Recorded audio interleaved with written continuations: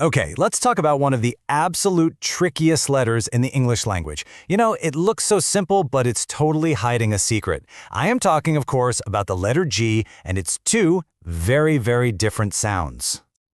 Yeah, it's kind of weird, isn't it? I mean, how can just one letter make two totally different sounds? Well, that is the exact puzzle we're going to solve today. Stick with me, and I promise you'll have a super clear system for getting it right pretty much every single time. I mean, just look at these two words right here. First up, you've got go. That's that strong, hard G sound. But then you have gym, which makes that soft, gentle J sound. Go, gym. Same letter, completely different. So, what's the deal here? Well, it all comes down to a couple of really simple rules. First up, let's dive into what's called the soft G rule. This is the one that creates that gentle sound we just heard in the word gym. So here it is. This is the secret. It is all about the letter that comes right after the G. If that next letter is an E, an I, or a Y, the G usually, and I say usually, softens to that J sound. Think of these three vowels, E, I, and Y, as the magic keys. Let's see it in action, shall we? In the word general, the G is followed by an E. And because of that, we get that soft J sound, general. See? And yep, we see the exact same thing happening in the word huge. That G at the end, that's our signal for the soft sound. Huge. All right, now for our next magic letter, I. Take the word magic. The G is followed by an I, which gives us that soft J sound. Magic. Simple enough, right? And it's the same deal for giraffe. That G-I combo is our big clue. Giraffe. You can really start to see the pattern forming now, can't you? And to finish our trio of soft G triggers, we have the letter Y. Just look at the word Egypt. The GY gives us that classic soft J sound. So the rule holds up really well. E, I, or Y usually means a soft G. So, we know that E, I, and Y trigger the soft sound, but what about, well, everything else? That's where our second rule comes in, the hard G rule, which I like to call the strong sound.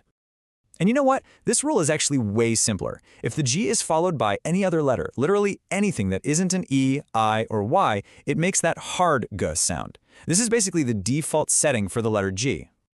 And the great thing is, this is the sound you probably already know best. Just think of all those common words like go, game, or great. That hard G is by far the most common and predictable sound for this letter. All right, so you've got the two main rules down pat. But you know, English, it loves a good plot twist, doesn't it? So, let's meet the rule breakers, those common exceptions that really keep things interesting. Okay, so take a look at these words. Now, according to the rule we just learned, they should all have a soft G. But they don't. We have get, girl, target, tiger, geese, and guess. Even though that G is followed by an E or an I, it keeps its hard G sound.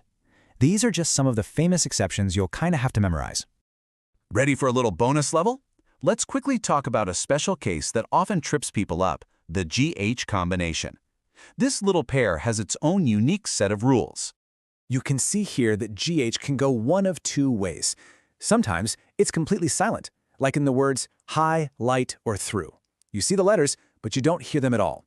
But then it can also make an F sound, like in cuff or rough. It's a real shapeshifter, this one.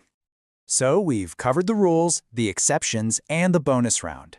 Let's put it all together into a simple, practical toolkit that you can use anytime you see a word with the letter G. Here it is, the whole process in 5 easy steps. 1. Look at the letter that comes right after the G. 2. Is it an E, I, or Y? It's probably going to be soft.